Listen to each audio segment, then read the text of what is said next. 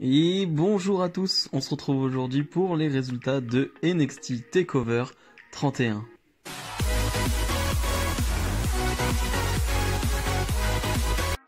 Commençons déjà par ma hype pour ce show, pas forcément très élevée parce que émotionnellement je ne suis pas investi dans ce show dans le sens où il n'y a pas eu énormément de construction, ce NXT TakeOver 31 arrive très rapidement après le 30, ce qui fait que forcément on n'a pas eu beaucoup de temps pour construire les storylines, ce qui fait que les storylines ne me touchent pas personnellement et forcément l'investissement est moindre. Par contre, la hype monte un peu dans le sens où les affiches, encore une fois, sont excellentes et tu es certain d'avoir des bons matchs. Donc voilà, une hype un peu mitigée, mais ça reste un NXT TakeOver, donc forcément, j'ai quand même envie de voir. Et on débute directement avec l'opener de ce NXT TakeOver 31. Johnny Gargano challenge Damian Priest pour le titre nord-américain. Déjà, très bon choix d'avoir mis ce match en opener.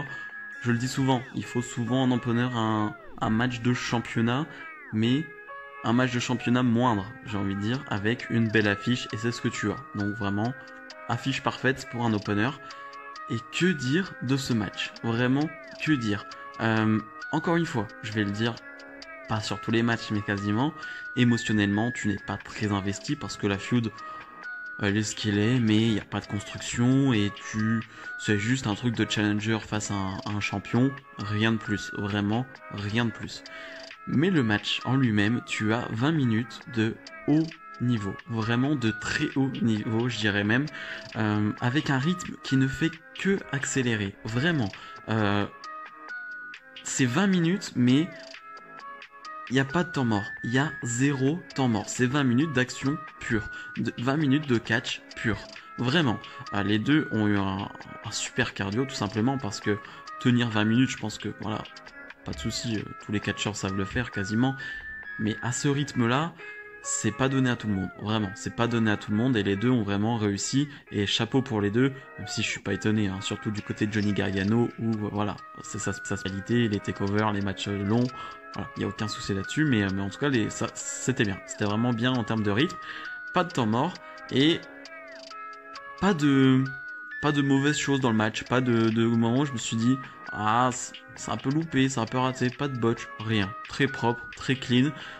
J'ai pas grand chose d'autre à dire dans le sens où c'est un 4 étoiles, voilà, 4 un quart peut-être, quelque chose comme ça, c'est très propre, c'est beaucoup de choses, donc disons que ça peut ne pas plaire à tout le monde parce que c'est un enchaînement de spots sans réellement il n'y a pas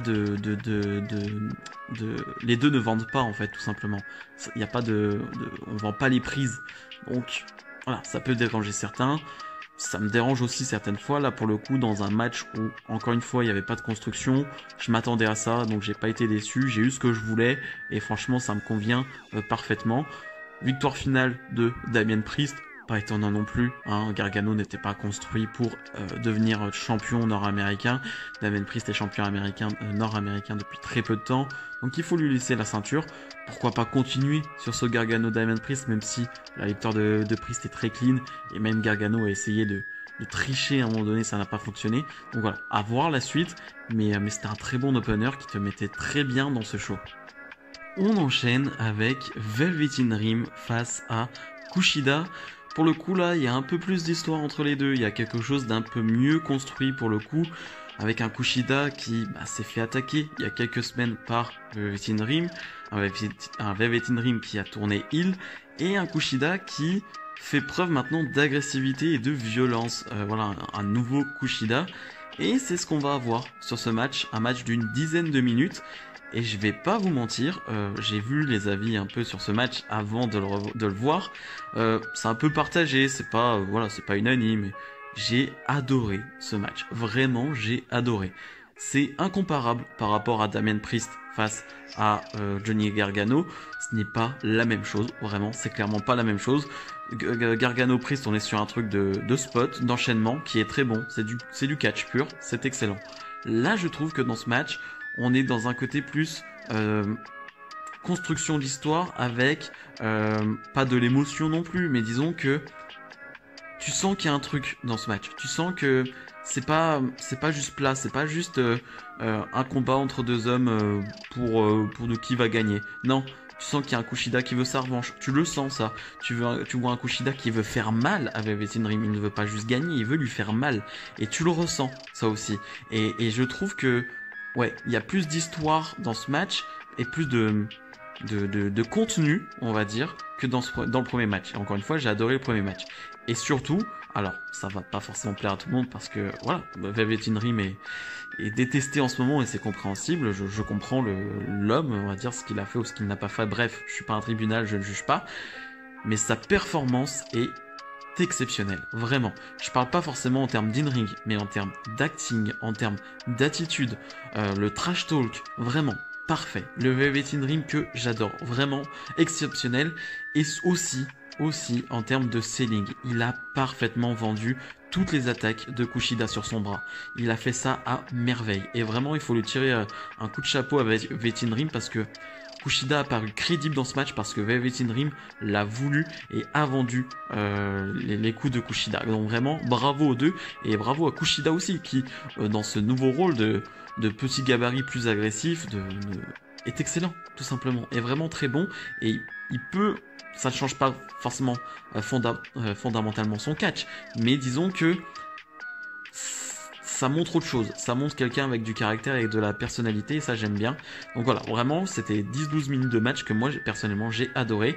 Victoire finale de Kushida. Je pense que la bonne personne a gagné avec encore une soumission sur le bras de Velveteen Dream. Une soumission qui est bien amenée. Et vraiment, c'était super. Velveteen Dream qui va encore se faire attaquer par Kushida après le match. Kushida qui n'en a pas fini, hein, qui en a vraiment... Il en avait vraiment marre, Kushida, donc il a continué d'attaquer Velveteen Dream après le match. Et voilà, vraiment, j'ai passé un super moment devant ce match. Santos Escobar défend son titre Cruiserweight face à Isaiah Scott. Swerve, que dire. Déjà, c'est une feud qui dure depuis un moment, elle aussi, mais voilà, on n'a pas eu d'affrontement entre les deux en pay-per-view. On a eu des 2 contre 2, des 3 contre 3, voilà, avec le clan de Santos Escobar. C'était très sympa et j'attendais vraiment ce match. Vraiment, j'attendais ce match parce que j'avais aucun doute sur le fait que ce soit un excellent match. Vraiment, j'avais 0 doute. Et oui, c'était excellent. C'était vraiment excellent. 15 minutes de match à peu près. Ou à même un certain moment, à 7, 8, 9, 10 minutes je crois, quelque chose comme ça, je me suis dit... Ah, si ça s'arrête là, je suis un peu déçu. Voilà, parce que il y a il y a des interventions forcément du clan de Santos Escobar. Voilà, tu te dis si ça se termine là, j'aurais aimé en voir plus. Et non, ça se termine pas là. Et ça repart de plus belle. Vraiment, ça repart parfaitement. Ça me fait penser au premier match de la soirée entre Damien Priest et Johnny Gargano. Voilà, t'as pas une grosse story sur le ring, tu vois, t'as pas d'émotion ou quoi que ce soit, mais c'est très bien fait, c'est parfait. Isaiah Scott Swerve va voler de partout, va voltiger, va vraiment partir dans tous les sens, et Santos Escobar va répondre à merveille. Santos Escobar qui va venir avec une tenue voilà, d'entrée parfaite, vraiment superbe, la tenue vraiment magnifique, et Santos Escobar qui joue son rôle de heel parfaitement. Vraiment, il est excellent. Depuis qu'il est passé en Santos Escobar, il n'y a rien à dire. Les vignettes qu'on a en weekly du côté de NXT sont géniales. Et voilà. Et là, ça continue du côté de Santos Escobar à être génial. Donc voilà, pas grand chose d'autre à dire pour le coup sur ce match qui est vraiment bon. Je vous le conseille, en plus voilà, c'est pas un match de 30 minutes ou quoi que ce soit, c'est assez court, 10-15 minutes, ça passe bien, vraiment ça passe très bien. Juste un peu déçu par le finish un peu bizarre où Santos Escobar va pousser Isaiah Scott Swerve sur le tablier, mais il va retomber sur la tête. C'était pas forcément très bien réalisé. Je trouve que la chute n'est pas assez violente pour qu'on y croit derrière. Je trouve que voilà, la chute est un peu trop mollassonne, j'ai envie de dire. Et finalement, du coup, Santos Escobar va conserver son titre Cruiserweight. Je m'y attendais là aussi, hein, Santos Escobar qui fait un bon champion. Donc je pensais pas qu'on allait lui enlever son titre. Je sais pas s'il y aura des revanches parce qu'il y a eu des interventions, il y a eu tout ça. Donc peut-être, mais dans tous les cas, c'était vraiment un excellent match. Io Shirai défend son titre NXT face à Candice LeRae. Candice LeRae qui a une nouvelle attitude depuis quelques semaines, maintenant presque quelques mois j'ai envie de dire. Et j'attendais ce match, j'attendais vraiment ce match. Il y a déjà eu un match entre ces deux-là, mais c'était assez différent. Candice LeRae était face, enfin, c'était pas vraiment la même chose. C'était pas du tout le même contexte. Et voilà, il n'y a pas de construction de feud, encore une fois, il y a rien. Candice LeRae, il y a 2 semaines, elle a gagné une Battle Royale. Un peu à la surprise générale, franchement je m'y attendais absolument pas.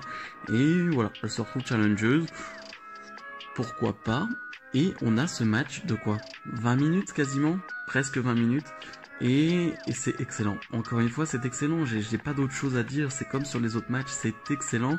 J'ai quelques points négatifs. Hein. C'est le temps mort. Il y a un gros temps mort au bout de 10 minutes. À 7-8.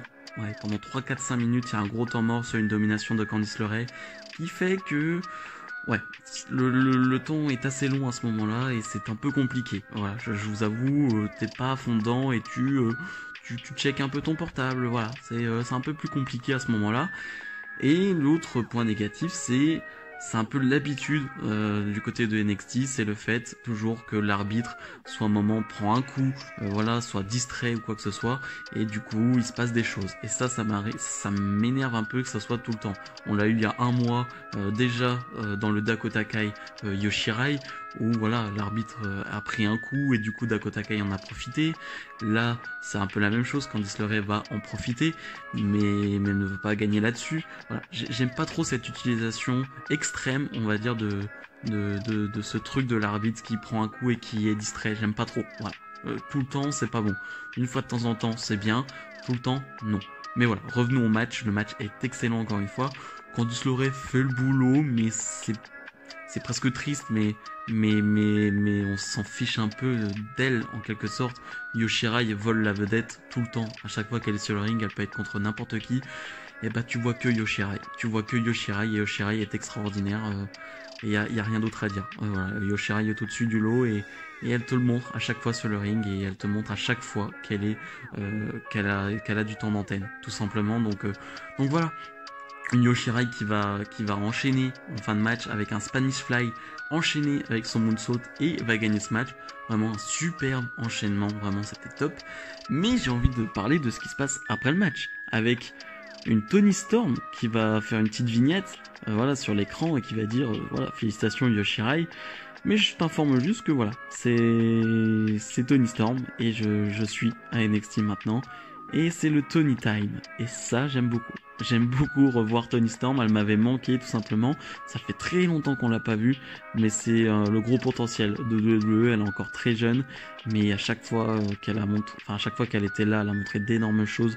Que ce soit NXT ou côté NXT UK. Donc voilà, hâte de voir ou de revoir Toni Storm. Et surtout, l'après-match encore une fois où voilà, on a eu une vignette depuis quelques temps avec assez spécial où on imaginait un retour du côté d'NXT d'une superstar qui était déjà à NXT et là on va avoir une vignette encore une fois avec une personne en moto qui va arriver avec un casque du coup qui va arriver dans l'arène et qui va arriver sur la rampe, enlever son casque et c'est Ember Moon. Quel bonheur de revoir Ember Moon. Il y a quelques mois, il y avait une news qui disait comme quoi elle-même ne savait pas si elle allait revenir un jour sur le ring, si physiquement elle en était capable, elle qui a eu une grosse blessure. Et là, tu la revois là, et elle fait face, pas vraiment face à face, mais voilà, elle fait face à Yoshirai. Quel bonheur de dire qu'Ember Moon va pouvoir recatcher, en tout cas c'est ce que j'imagine, sinon elle ne serait pas là. Et imaginez un Ember Moon face à Yoshirai. Alors encore une fois, on ne sait pas dans quel état physique Ember Moon est, si physiquement elle pourra faire les mêmes matchs qu'avant, tout simplement, parce que voilà, c'est des longues blessures qu'elle a eues. Ça fait un long moment qu'elle n'a pas catché, donc voilà, est-ce qu'elle sera au niveau d'avant? Pas sûr. Mais voilà, dans tous les cas, je suis très content juste pour elle, en fait, de se dire, bah c'est sa passion, c'est sa vie le catch, et elle n'est pas obligée d'arrêter. Elle peut continuer, donc rien que pour ça, je suis très content pour elle et je suis très content de revoir Ember Moon. Et donc, le main event. Finn Balor défend son titre NXT face à Kyle O'Reilly. Kyle O'Reilly qui est un peu là, pas par hasard, mais c'est une surprise là aussi. Lui qui est un spécialiste tag team qu'on a clairement jamais vu en solo et qui a gagné un Gauntlet match pour avoir justement sa chance face à Finn Balor. Et j'avais une hype parce que voilà, je ne connais très peu le parcours de Kyle O'Reilly avant WWE. Je connais pas vraiment ce qu'il a fait en solo, mais je sais que c'est peut-être l'un des meilleurs, voire le meilleur partenaire tag team du monde. De la WWE c'est sûr, du monde je ne sais pas. Mais voilà, donc c'est quelqu'un de très sûr et de très talentueux tout simplement. Et je voulais voir cet affrontement entre deux styles bien différents. Finn Balor qui a un style un peu générique dans le sens où il peut se battre face à tout le monde, il a pas un style particulier mais il s'adapte un peu à tout. Il y a un Kyle O'Reilly qui est un adepte du catch au sol, de la technique au sol, des soumissions, et donc je voulais voir. Et bah j'ai bien vu et c'était exceptionnel, vraiment exceptionnel. Match de la soirée, 25-30 minutes, quelque chose comme ça, 25 minutes je dirais. C'est match de la soirée, tout simplement, rien d'autre à dire que ça. On a surtout un début de match où où ça peut en laisser certains de côté, je pense, parce que je parlais de la technique au sol de Kyle O'Reilly. On va vraiment débuter avec ça pendant 7-8 minutes, beaucoup de technique au sol, de la soumission, des contres au sol. Voilà, les deux vont vraiment faire un bon travail technique, mais je sais bien que voilà, pour certaines personnes ça ne peut ne pas passer, et je comprends. Chacun aime certains styles, d'autres styles, enfin voilà, on n'est pas tous égaux en termes de ça, mais moi j'ai adoré, je trouve que c'était une bonne manière de nous emmener dans ce match, de nous embarquer, et je m'attendais à ce type de début de match, donc j'étais pas déçu et surpris. Et après, comment c'est parti en cacahuète, j'ai fait être vulgaire, mais ils se sont fait plaisir. Je pense que les deux se sont dit, on frappe fort aujourd'hui ? Ouais, tu veux frapper fort ? Ok, je vais frapper fort. Et ils ont frappé très fort. À tel point que Finn Balor s'est peut-être cassé la mâchoire, on sait pas plus. Voilà, il y a un gros problème avec la mâchoire de Finn Balor. Triple H a dit que voilà, il allait passer une radio et voir ce qui s'est passé. On espère que c'est pas très grave parce que ça ferait quand même beaucoup de mal. Mais voilà, c'est pour dire à quel point le match a été assez violent dans les coups et dans les enchaînements. Et voilà, en fait, tout est parfait. Je trouve que Kyle O'Reilly joue l'underdog parfait. Je parlais de Jey Uso qui était parfait en underdog face à Roman Reigns. Kyle O'Reilly est parfait en underdog face à Finn Balor. Il le joue parfaitement. Ses comebacks sont excellents et il a un tel dynamisme, il a une telle envie que t'as envie d'être derrière lui, t'as envie d'y croire. Alors, il n'y a pas de suspense. Finn Balor a conservé son titre. On le savait, on s'en doutait. C'est même pas la question. Parce que j'avais quand même envie de voir ce match, même si je connaissais forcément le résultat. Mais voilà, c'était un excellent main event de NXT. C'était un excellent moment. Et ça t'a permis de montrer un Kyle O'Reilly en solo qui a le niveau, tout simplement, du main event de NXT. C'est pas nouveau, on le sentait. Voilà, mais voilà, maintenant on le sait, c'est clair et net, il a le niveau d'un main event NXT. Je pense que c'était un one shot, je pense qu'on le reverra plus en solo. Et c'est compréhensible, voilà, il fait une parfaite équipe avec Bobby Fish, avec Adam Cole, avec Roderick Strong, donc c'est assez logique. Mais en tout cas, ce qu'il a fait ce soir, bravo, et bravo Finn Balor et Kyle O'Reilly. Je vais pas trop parler de ce qui s'est passé après le match avec un Ridge Holland qui a attaqué Adam Cole et voilà, qui va juste déposer Adam Cole, et voilà, ça va se terminer là-dessus parce que voilà, j'ai pas trop d'indications, c'est pas trop où ça va aller, où ça veut aller. On en parlera plus dans ma review des NXT jeudi prochain. Voilà, je voulais juste terminer sur le Kyle O'Reilly Finn Balor qui se serre la main. Voilà, en gros respect entre les deux, et c'était beau. Vraiment, c'était beau, donc bravo messieurs. Bilan de ce NXT TakeOver 31. J'ai pas de déception, j'ai pas de moment où je me dis ah c'est pas terrible ça. Non, j'ai que des bons moments et des excellents moments, avec en plus un petit moment, pas émotion mais presque, avec le retour d'Ember Moon qui fait extrêmement plaisir. Donc voilà, pour moi c'est une grosse réussite ce NXT TakeOver 31. Est-ce qu'il était meilleur que le 30 ? Peut-être bien que oui. Alors oui, il y avait moins d'attente sur les matchs et moins de construction sur les feuds, mais au final les matchs en eux-mêmes ont été vraiment excellent. Donc voilà, c'est vraiment un takeover que je vous recommande. Si vous avez aimé cette vidéo, comme d'habitude, n'hésitez pas à mettre le petit pouce bleu et à commenter. Et bien sûr, à vous abonner. Voilà, on essaye d'atteindre les 400 abonnés avant la fin d'année, ce serait très sympa. Nous, on se retrouve dès mardi pour la review de Raw. Salut, salut!